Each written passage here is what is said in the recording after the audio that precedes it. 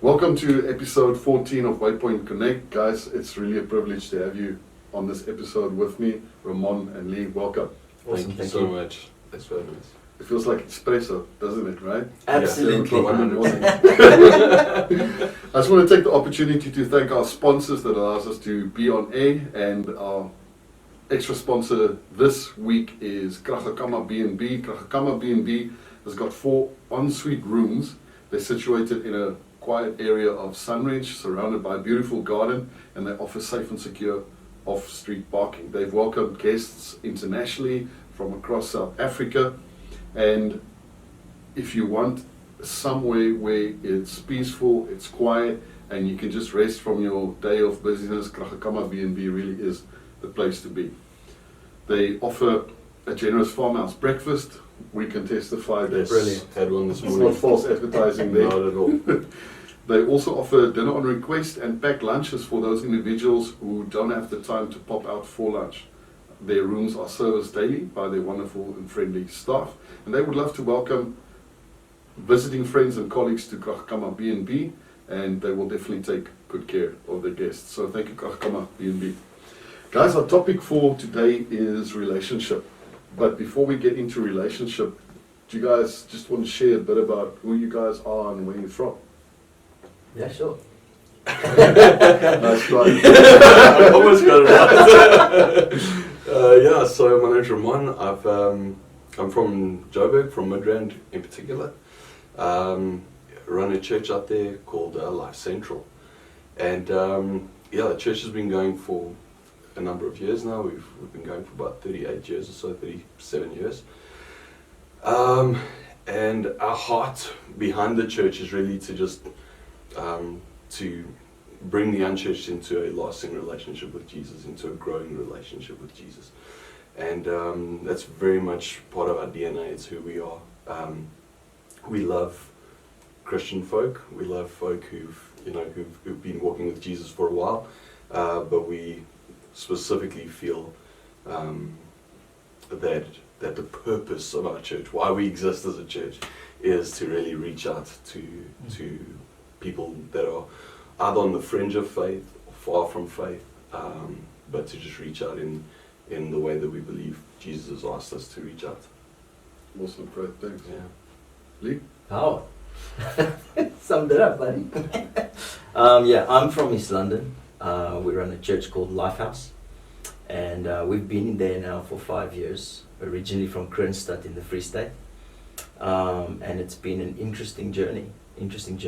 Very similar because we come from the same church background. So the same heart of bringing people into a lasting relationship with Christ.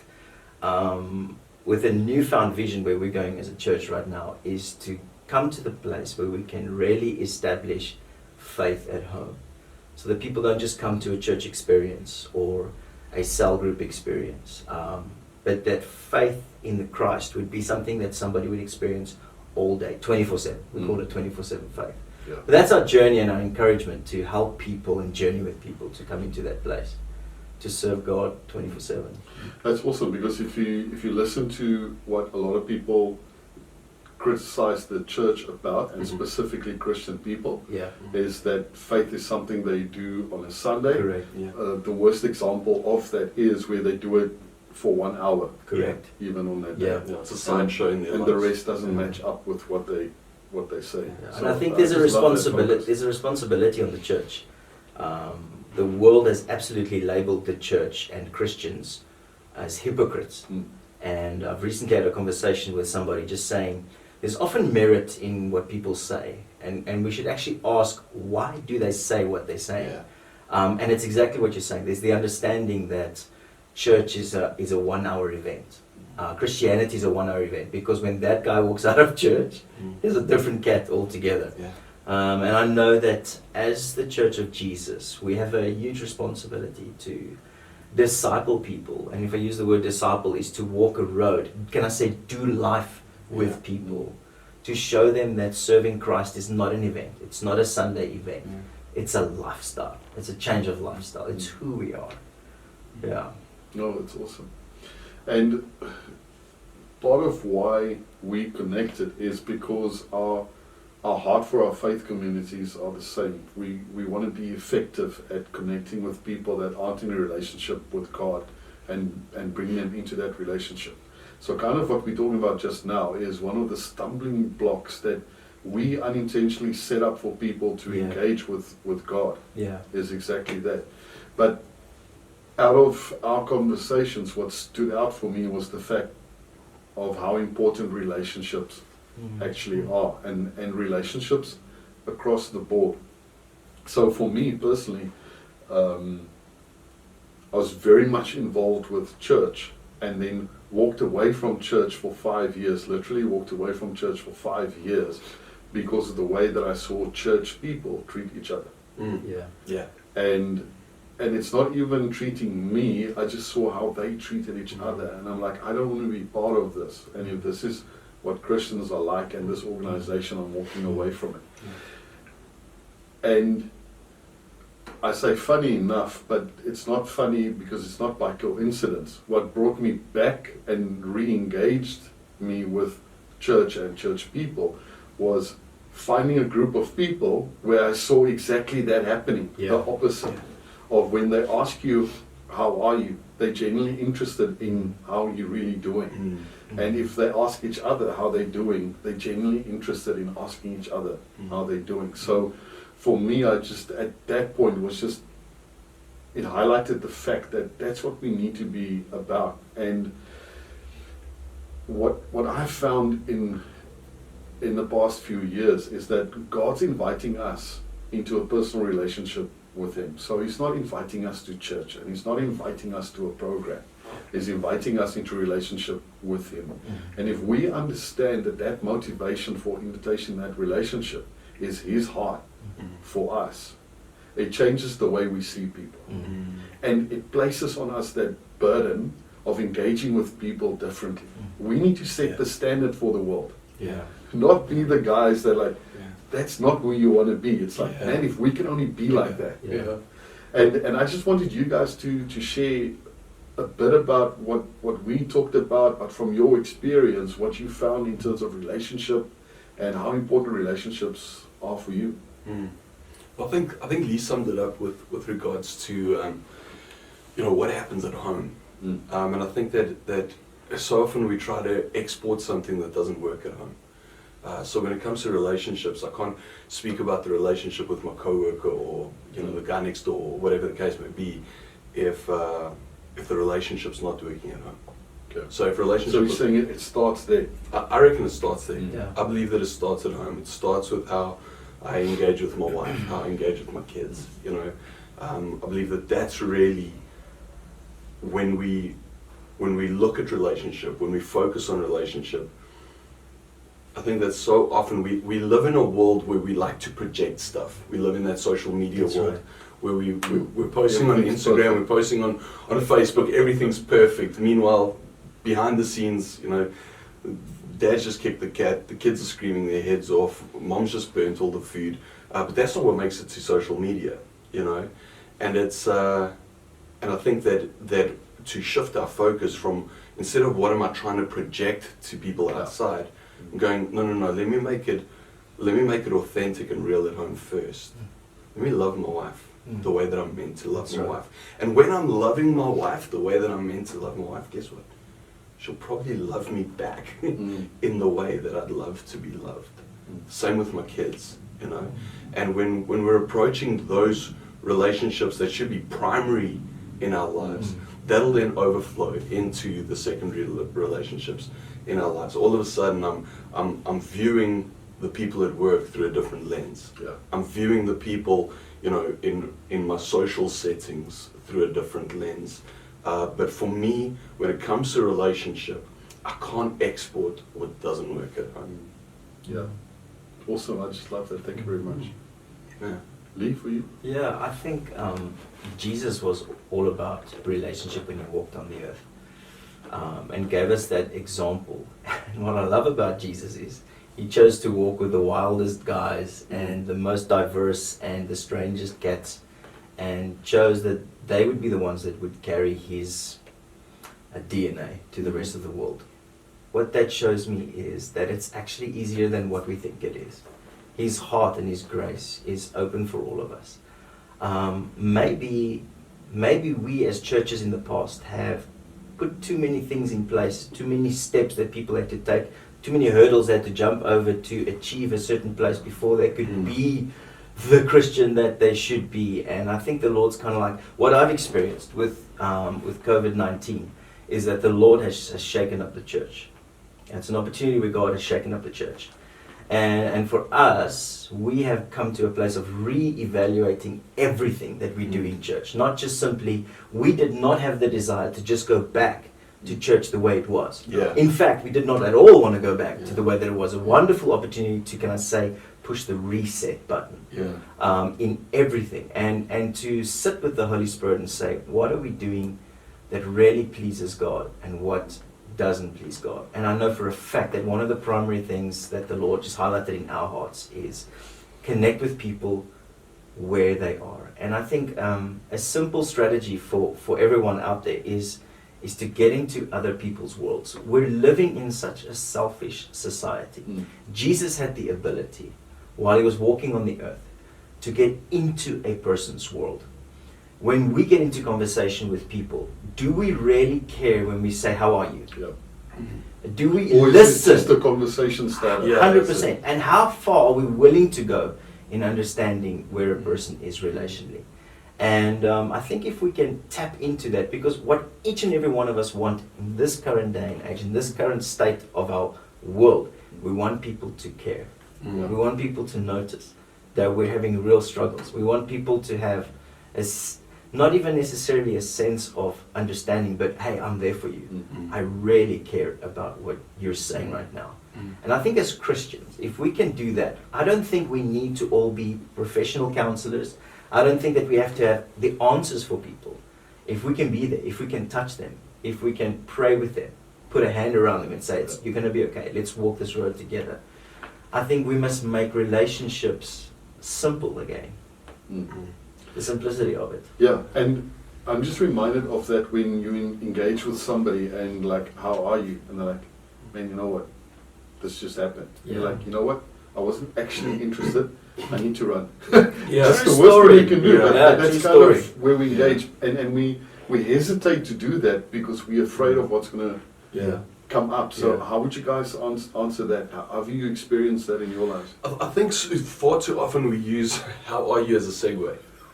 You know, it's like just the kind of the next step in this conversation. I've got to get over this in order to carry on with the conversation. And I think that for me, such a critical little word that we started using during the lockdown stages and throughout the pandemic so far has just been the word really.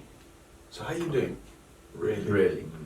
You know, subtle change, but speaks of intentionality into the person's life. You know, no matter what their background, no matter what they've just been through, no matter what they're going through, whether they're living the Instagram life or whether they're living, very raw and exposed, kind of heart on their sleeve sort of life, to just hit that little word at the end of that phrase, because then I'm not asking and I'm thinking of my own answer. Exactly. You know, you talking, but I'm not really paying attention. I'm just formulating my next answer, or the next thing that funny quote. That's it. it. I want to throw in the or my next agenda point. Yeah. You know, but instead to really be authentic in the moment, and like care. Actually give a rip. Like, how are you doing? Yeah. Really. And then give the person the freedom, and if you get the generic answer, go, hey man, that's awesome. Is that really how you're doing? You know, like maybe push back on the response. Yeah. You know, and but at the same time, depending on the depth of relationship as well, you're going to get different responses. Some people aren't going to give it to you and don't keep saying really. You know, like at some point, understand that is what they're willing to give me right now, and that's okay. I might not have the relational capital here to be able to draw from that right now, 100%. So for that reason, I've asked you, and maybe it just ends off with, hey, if ever you need a chat, just know that Yeah. you've got a listening ear. If ever you need to shout at someone, I'm happy to be that person, that guy, that lady, whatever. But to have that person know that the person across the table from them, or just across the conversation from them, actually cares beyond what they are willing to portray, but that the person actually legitimately cares about them, about their marriage, their parenting, their family, their workspace, their financial trauma that they're busy going through, if they are, there's a legitimate care there. And I believe that people pick up when it's not real. Yeah. People will pick up if I say to you, how you really do? But in all honesty, You don't care. I don't care. They're going to pick it up. But when you're authentic in that moment, and you've got to be, you've really got to kind of cut yourself open in that moment and go, you're welcome to pour in. I'm listening. And I think a flip side to the coin of what Ramon's saying right now, a challenge that I see in the church at the moment is a false expectation that I have to be perfect when I'm part of church. And I think when anybody who's seeking to be part of a church, what is it that they're seeking? They're seeking authenticity. They're seeking realness, right? And I have seen this, and it's something that I have to combat in our own congregation all the time as well, is it's okay to be real. And I want to just say to everyone out there who's in church, who's a seasoned Christian, who's going through this real life, this pandemic, it's okay to be real. We always wait for the shock moment when something bad has to happen to somebody and go, we never knew. Yeah. And I think for us as people in church, for us to be authentic will be to be vulnerable. I think true relationship, is also true vulnerability.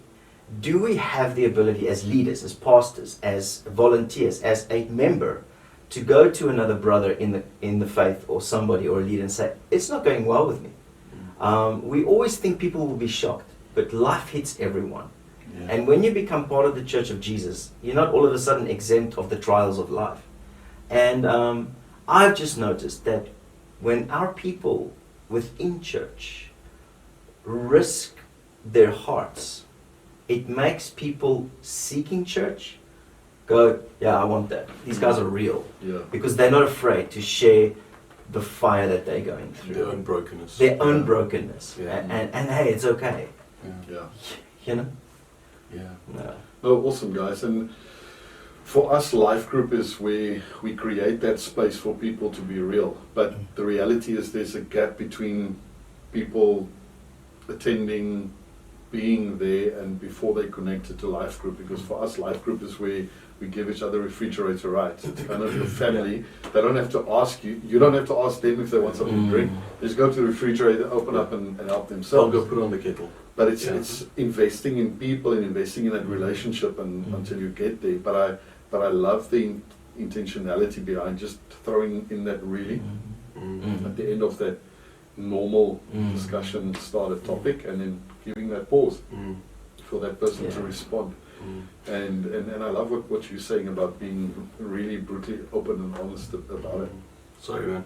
I just think that when I think people who are maybe on the fringe of faith or far from faith, they might be there because they picked up on, you mentioned it earlier, that there wasn't an authenticity. Yeah. There wasn't that willingness to be vulnerable, to go, hey, here's my brokenness.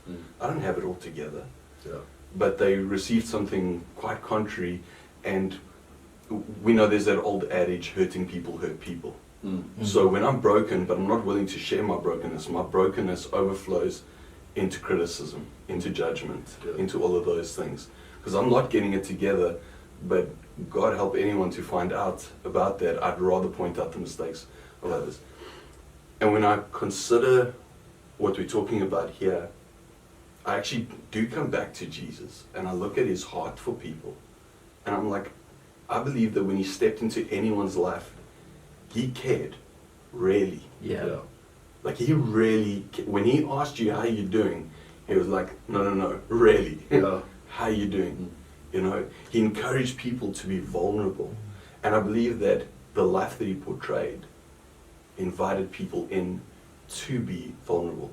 So if we're part of a faith community, if we consider ourselves Jesus followers, do our lives portray that? Do our lives invite the person who may feel like they're the outsider? Does it invite them in? Yeah. Do we create the us and them, or do we create an us? Yeah. And I honestly believe that in those moments, if we can follow the example and the heart of Jesus for humanity, where he said, how will they know that you're mine? By the way that you love one another. If we can portray that love, if we can portray that authenticity, and I really do care about you, I believe that the person on the cusp of faith, far from faith, that will draw them in. They may not even buy into the whole Jesus thing yet, but I believe that just them being invited into that community that legitimately cares for them, that already will make them feel like, hey, I've got a place to belong. I've got a place I can call home. I've got a place where I can be vulnerable, where I can share my hurts, where I'm not going to be judged, where I'm not going to be criticized, but where someone's actually going to care, and they're going to care enough to help me through that. Yeah, walk a road with To you. walk that road with me. Yeah.